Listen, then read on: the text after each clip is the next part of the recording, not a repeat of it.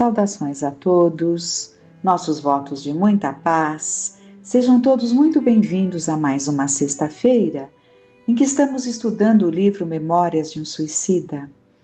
E estamos vendo justamente quando Jerônimo insiste em visitar os familiares. Todos estavam muito saudosos, como vimos, né?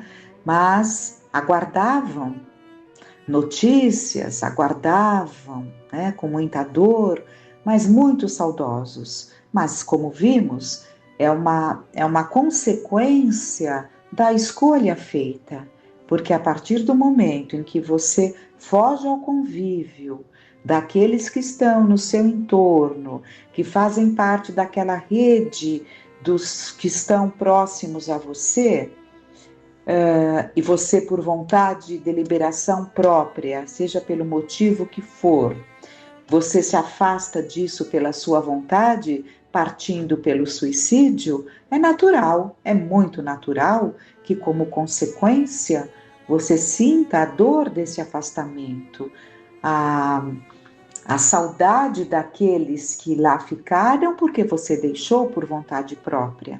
Mas o Jerônimo, como nós vimos, ele tinha um temperamento muito forte, né? Ele era muito voluntarioso e ele exigia, muito exigente, e tanto ele pede, é Jerônimo de Araújo Silveira.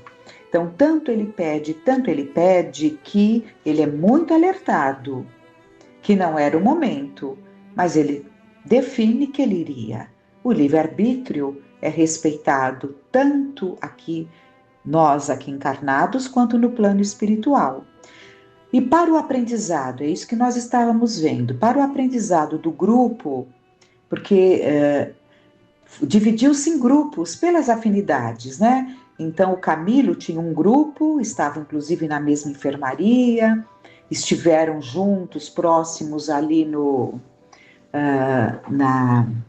Vale dos Suicidas, e eles ali, então eles teriam agora um aprendizado, observando através de um aparelho muito desenvolvido, né, toda a trajetória do Jerônimo nessa empreitada de visitar a família. Então nós estamos vendo isso. Aproximou-se do aparelho, então, e com o orientador, né? E com graciosa desventura ampliou até que pudesse retratar a imagem de um homem em tamanho natural. Eles estavam viajando juntos, mas não exatamente, por uma tela, né? Perplexos, mas interessados, deixamos o leito, que raramente abandonávamos, a fim de nos postarmos diante da placa que principiava a iluminar-se. Fizeram-nos sentar comodamente em poltronas que ornavam o recinto, enquanto aqueles zelosos colaboradores do bem tomaram lugar ao nosso lado. Era como se aguardássemos o início de uma peça teatral. De súbito, Joel surgiu diante de nós, tão visível e naturalmente, destacando-se no mesmo plano em que nos encontrávamos, que o supusemos dentro da enfermaria. Então entendam que não é uma tela como a nossa, e nós já estamos tendo tanto avanço nisso, né? Mas é uma tela viva, né? Não está ali, mas é como se estivesse ali, tal a pureza da imagem, né? Então, é como se estivesse ali, é isso que ele está dizendo, né? Como se estivesse ali.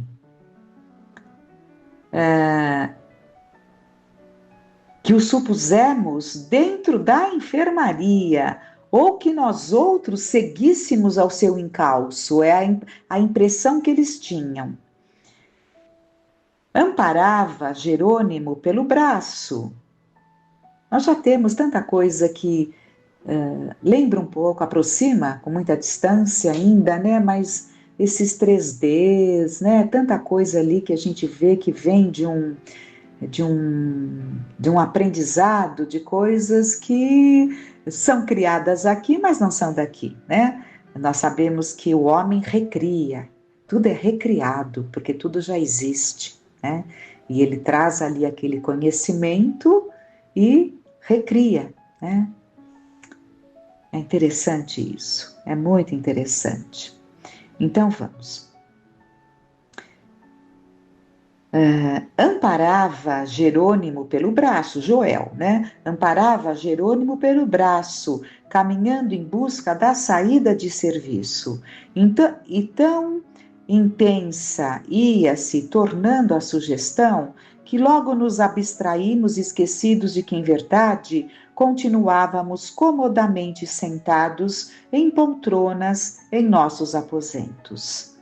Mais real do que o atual cinematógrafo e superior ao engenho da televisão do momento, esse magnífico receptor de cenas e fatos, tão usado em nossa colônia e que tanta admiração nos causava em esferas mais elevadas, desdobrava-se, evoluía até atingir o sublime no auxílio à instrução de espíritos em marcha para a aquisição de valores teóricos que lhes permitissem futuramente testemunhos decisivos nos prélios terrenos, indo rebuscar e selecionar nas longínquas planícies do espaço celeste o próprio passado do globo terráqueo e de suas humanidades, sua história e suas civilizações, assim como o pretérito dos indivíduos, se necessário, os quais jazem esparsos e confundidos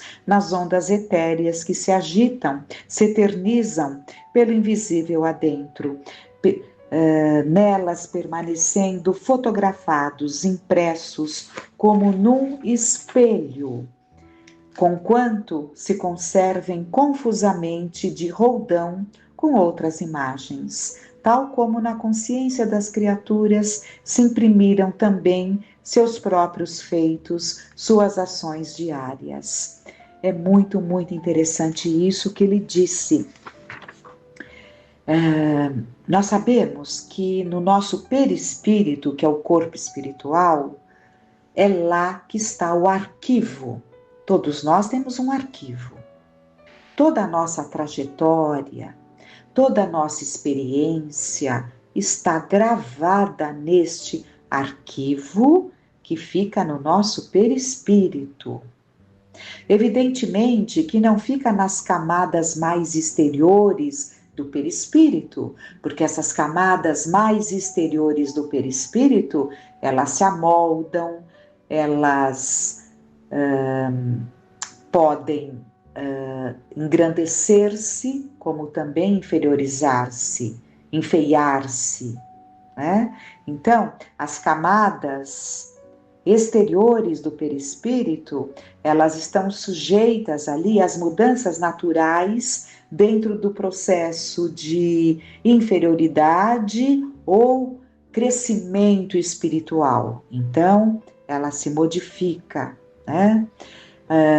Mas nas camadas mais íntimas, mais interiores do perispírito, ali está, né, o nosso arquivo, o nosso arquivo. Tudo está ali dentro da nossa consciência, né? Dentro da nossa consciência. Então, mas é preciso que entendamos também que além deste arquivo da nossa bagagem, que é a história das nossas vivências, experiências, tudo o que nós já vivenciamos, além de ficar em nós, caminhou pelas ondas do éter. Caminhou nas ondas desse fluido cósmico universal que compõe o universo, essa matéria quintessenciada em que todos estamos imersos, em que todos estamos mergulhados. Então, tudo o que vivenciamos caminha está gravado nas ondas do éter. E isso pode ser buscado nas mais variadas formas e transmitido quando necessário. Então, no decorrer da leitura dessa riqueza que é esse livro, foi considerada a obra-prima do Espiritismo, quando foi editado, e a sensação que eu tive quando eu terminei de ler também foi assim uma coisa inesquecível. Eu lembro exatamente onde eu estava, como foi, o que eu senti, porque foi algo inesquecível. E essa grandiosidade, né? Esse aprendizado vai nos mostrar no decorrer dessa leitura que em determinados momentos eles vão mostrar para esses espíritos que estão ali, aqueles que vão se colocando em condições de aprendizado, porque vocês viram que raramente eles saíam da cama. Então ainda eles estão adoentados, depressivos, angustiados, ainda não se renovaram mentalmente, mas eles vão começar a se renovar. E com isso eles vão ter ali os aprendizados. E vai fazer parte desse aprendizado que acabamos de ver. Eles vão ver a história da formação do globo, né? Desde aquele princípio, saindo daquela massa nebulosa, Jesus recebendo ali a missão de ser o nosso mestre, o nosso pastor, a história da humanidade nas suas diversas e variadas civilizações. Tudo isso nós veremos também momentos difíceis em que espíritos muito recalcitrantes, revoltados, em que toda ajuda é oferecida, mas continuam ali naquele diapasão, sem mudança, endurecidos. Aí chega um momento doloroso, mas necessário, em que é mostrado para ele os atos que ele teve, porque se coloca como vítima, mas depois é mostrado tudo aquilo que ele deletou da recordação e transformou tudo de forma a ser vítima, vai ser mostrado tal qual ocorreu. Então aqui está sendo dito sobre esses aparelhos, né? Essa forma pedagógica adiantadíssima de ajudar o espírito a se enxergar, né? Então, ele continua dizendo, Camilo, e o Camilo continua. Assim foi que atravessamos algumas alamedas, e aí está se sentindo, atravessando, né? Se sente, nós temos uma ideia já, embora muito imperfeita, mas temos uma ideia do que seja isso.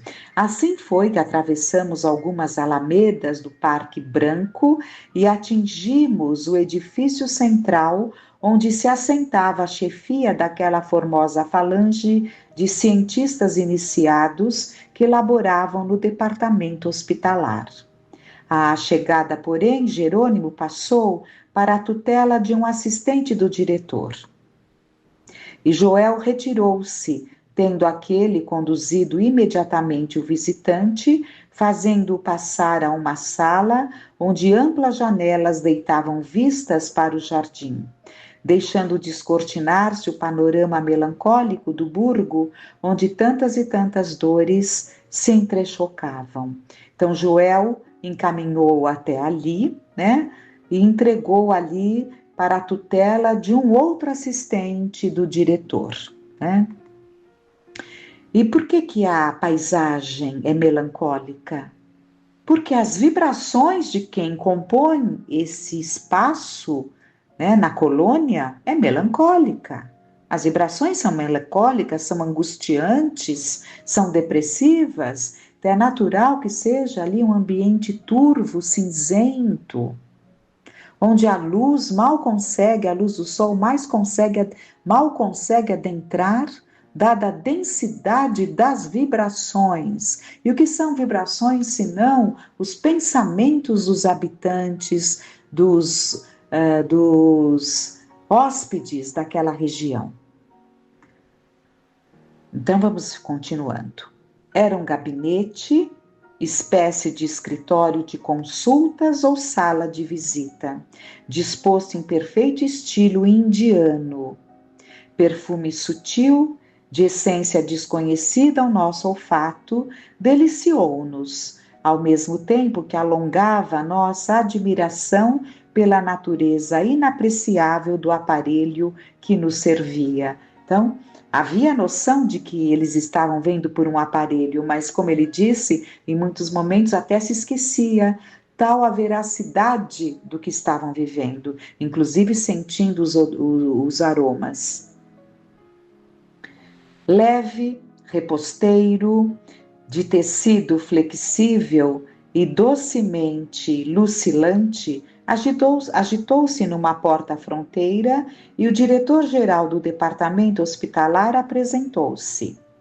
De um salto, o pobre Jerônimo, que se havia sentado, procurou levantar-se e seu primeiro gesto foi de fuga, no que se viu interceptado pelo acompanhante. Vamos até reler. De um salto, então, quando entra numa porta-fronteira, o diretor-geral do departamento hospitalar apresentou-se. O Jerônimo, ele pulou, né? Quis levantar-se. Seu primeiro gesto seria de fugir, mas não foi permitido. À sua frente estava um varão entre 40 e 50 anos, rigorosamente trajado à indiana, com turbante alvo que cintilava a formosa esmeralda, qual estrela, túnica de mangas fartas, faixa à cintura e sandálias típicas. O oval do rosto, suavemente moreno, era de pureza clássica de linhas, e de seus olhos fúlgidos e penetrantes, como se desprendiam chispas de inteligência e penetração magnética. Ao anelar da sinistra gema preciosa,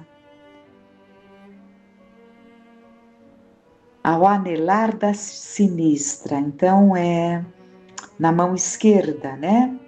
Gema preciosa, semelhante à do turbante, distinguia-o, quiçá, como mestre dos demais componentes da pleiade formosa de médicos ao serviço do Hospital Maria de Nazaré. Tão encantados quanto o próprio Jerônimo, confessamo-nos vivamente atraídos pela nobre figura. Então, quando é uma coisa assim tão deslumbrante, a reação dele foi de fugir tal inusitado, né, do que estava diante dele. Sem delongas, o assistente Romeu, pois era ele que havia recebido o impetrante, disse ao que vinha, né? O impetrante é o Jerônimo que requereu, né, essa visita ao lar, e quem o Joel entregou para o Romeu, né, o Romeu que estava ali o acompanhando. Então o Romeu vai explicar, né, para aquele diretor as razões de estarem ali. Caro irmão Teócrito, é o Teócrito. Então, o Teócrito, vamos pondo um pouco na nossa memória, né? O Teócrito é esse que tem uma aparência, um varão, entre 40 a 50 anos, trajado à indiana, como nós vimos, com a túnica, né? O modelo do rosto oval, né? Tudo, a esmeralda na testa, no dedo, né? Então, vamos continuando. Então, caro irmão Teócrito, aqui está o nosso pupilo Jerônimo de Araújo Silveira, que tanto nos vem preocupando. Deseja visitar a família no ambiente terreno, pois acredita estar além das suas possibilidades de conformação e obediência aos princípios de nossa instituição, e afirma preferir o acúmulo de pesares à espera de ocasião oportuna para o desejado desiderato. Irreverente, o apresentado interrompeu com nervosismo. Então, ele não era assim cuidadoso, ele se colocou irreverente. É bem essa a expressão da verdade, senhor príncipe, pois imaginava-se em presença de um soberano. Prefiro envolver-me novamente no remoinho das dores do qual saí há pouco, a suportar por mais tempo as ferozes saudades que me cruciam pela falta de notícias de minha família. Se, pois, não existe proibição intransigente nas leis que facultariam essa possibilidade, rogo à generosidade de Vossa Alteza concessão para rever meus filhos. Ó, as minhas queridas filhas, como são formosas, Senhor! São 3 e apenas um varão. Arinda, Marieta, Margarida, que deixei com 7 anos, era a caçulinha, e Albino, que contava já os 10. Sofro tanta saudade, Senhor meu Deus. Minha esposa chamava-se Zulmira. Senhor, minha esposa chamava-se Zulmira, bonita mulher e bastante educada. Aflijo-me desesperadamente. Não consigo calma para a necessária ponderação quanto à minha esquisita situação atual. E por isso rogo humildemente a Vossa Alteza compadecer-se de minhas angústias. Os olhos faiscantes do chefe da falange de médicos caíram enternecidos sobre o espírito intranquilo daquele que demoraria ainda a aprender a dominar-se.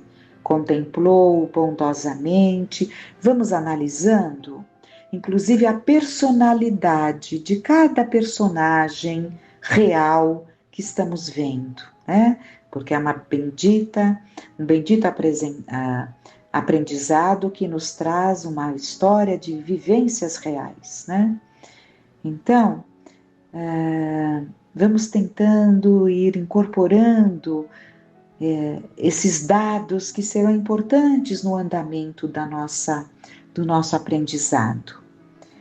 Então, ele não sabia dominar-se, Ele tinha dificuldade, ele demoraria muito para aprender a dominar-se. Então, nós já vamos tirando uma lição. Nós temos que ter domínio sobre as nossas emoções, Um trabalho íntimo. Contemplou bondosamente, penalizado ante a desarmonia mental do suplicante, entrevendo o longo carreiro de lutas que lhe seria necessário até que conseguisse planá-la às gratas atitudes da renúncia ou da conformidade. Surpreso, Jerônimo, que contava encontrar a sobranceria dos burocratas terrenos, estagnados nas farfalices apalhaçadas a que se apegam, aos quais estava habituado, percebeu naquele olhar perscrutador a humildade de uma lágrima oscilando nas pálpebras. Vejam o que é o sentimento do amor, Vejam o que é o sentimento do amor. Estou me lembrando que nós sabemos ali no Evangelho, nos é relatado, que Jesus chorava. E a gente sabe que Jesus não chorou por ele, chorou por nós. Aqui, esse varão estava chorando, já vislumbrando a dor desse Jerônimo. E para nós é importante que entendamos que esses espíritos têm o sentimento de fraternidade. Nós podemos estar pensando, mas ele nem conhece, por que está emocionado? Deveria aconselhar da melhor forma, mas por que emocionar-se, se é um desconhecido para ele? Nessas condições, esses espíritos que já galgaram o caminho que nós estamos empreendendo, eles já trazem esses sentimentos naturais e espontâneos do amor ao próximo. Então é isso. Então, nobre varão tomou-o docemente pelo braço, fazendo-o sentar-se à sua frente, em cômodo coxim, enquanto Romeu, de pé, observava respeitosamente. O hindu ofereceu ao suicida uma taça com água cristalina, por ele mesmo retirada de elegante jarro reluzente, qual neblina sob a carícia do sol. O português sorveu-a, incapacitado de recusar, depois do que, algo serenado, tomou atitude de espera à solicitação enunciada. Meu amigo, meu irmão Jerônimo, começou Teócrito, antes de aversão da tua súplica oferecer resposta, devo esclarecer que absolutamente não sou um príncipe, como supuseste, e por isso mesmo não arrasto o título de alteza. Sou simplesmente um espírito que foi homem, que tendo vivido, sofrido e trabalhado em várias existências sobre a terra, aprendeu no trajeto algo que com a própria terra se relaciona. Um servo de Jesus Nazareno, eis o que me honro de ser, embora muito modesto, pobre de méritos, rodeado de senões. Um trabalhador humilde que junto de vós, que sofreis, ensaia os primeiros passos no cultivo da vinha do Mestre Divino, destacado temporariamente e por sua ordem magnânima para os serviços de Maria de Nazaré, sua augusta mãe.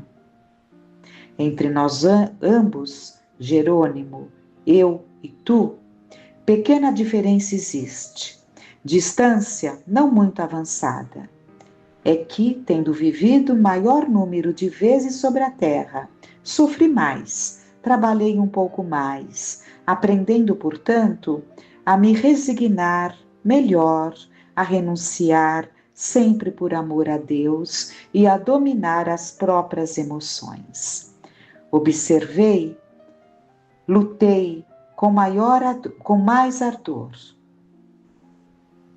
Observei, lutei com mais ardor, obtendo destarte maior soma de experiência.